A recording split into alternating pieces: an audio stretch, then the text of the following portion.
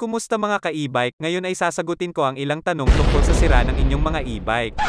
Bago ang lahat, kung bago ka pa lang sa aking channel ay pakipindot naman ang subscribe button dyan sa ibaba at i-click ang bell button para sa tuwing nag-a-upload ako ng bagong video ay may-notify ka kaagad.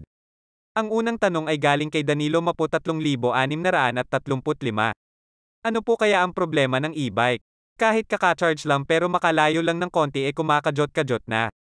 Sir Danilo, i-check nyo muna ang battery kung balance pa ba ang lahat ng voltage.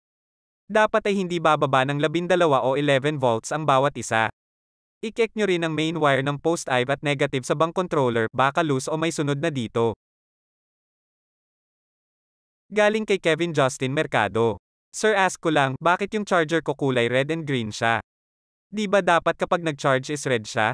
Tapos kapag full bat na siya is green na siya. Ano po kaya sira ng e-bike ko? Charger po ba? Nagbi-blink kapag chin-arge ko na. Sir Kevin, i-check mo yung battery mo kung okay pa. Dapat may reading kang 11 o kaya ay 12 volts. Pag sira kasi ang battery ay hindi na-detect ng charger kaya naka-red and green siya. Sunod, check mo rin yung charger port ng e-bike mo, baka sira na rin o may kalawang na. I-check mo rin yung wire sa charger port ng e-bike mo, baka may putol kaya nakakulay green agad.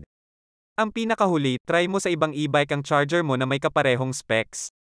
Kapag gumana ito, ang e-bike ang may problema.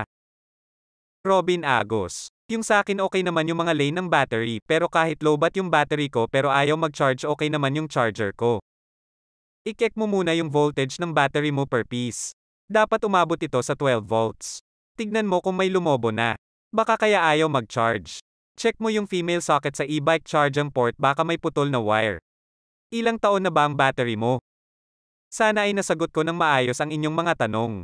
Kung meron kayong iba pang katanungan ay feel free to ask dito sa comment section. Sana ay huwag kayong magsawang suportahan ang aking channel. Kung umabot ka sa part ng video kong ito, maswerte ka dahil may chance kang manalo ng 50 pesos sa GCash kung ikaw ang mapipili ko.